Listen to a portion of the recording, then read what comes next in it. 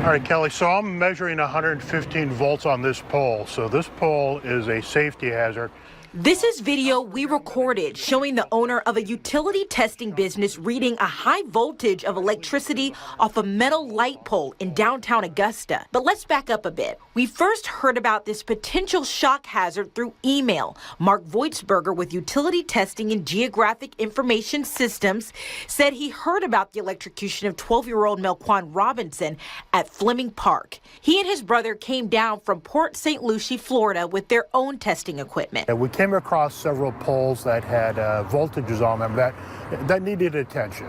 They told us we identified 8 light poles, each with over 100 volts on them. They said we had no luck in reporting those poles to the city. Our calls go unanswered. But these 8 poles are too dangerous to be ignored. So our I-team called the city spokesman. Engineering Director John Ussery sent crews out, and we caught some of their work on video. We did find that there was a low voltage coming off of those metal poles, so we immediately shut down the circuit that fed all of those poles, and then we did some investigation the next day and figured out what the problem was and repaired the poles. In an email, the city thanked us for telling them about the problem. They also told us the city is now pulling the traffic engineering staff to test approximately 5,000 other city-owned lights they say were also installed under older, less stringent standards and were not grounded the same way modern lighting is required to be. We're testing every single pole, we're looking at every single circuit, and we're going to make sure that this is not happening anywhere else. So is there a fear there that it might be happening somewhere else? Not so much a fear, but we just want to be safe than sorry, and we want to make sure that there is no chance of anybody getting injured with anything, you know,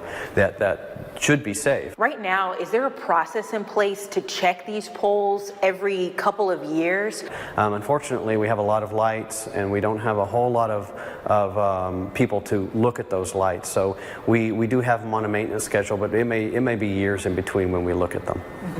After talking to the city's engineering director, we went back out with the same guys who originally gave us the tip. They wanted to show us how their technology worked at night when the light poles are on and energized. Remember, these poles on 4th and Green were supposed to be fixed. It's only down in there. I will tell you right now, we just drove by this pole that was previously identified, and we're getting a pretty strong indications on it, but we're only a few feet away from that transmission zone. So I'm going to validate this with this hand wand here.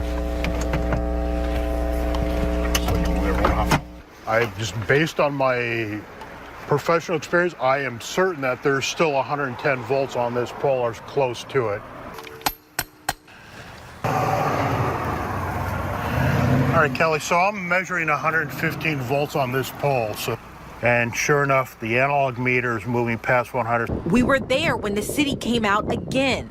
The next day, the director told our I-team in a text, we tested the poles with multiple pieces of our own equipment and measured very low voltage, about 2 volts. We have shut down the electricity to the streetlights in this area until we can do a more thorough investigation.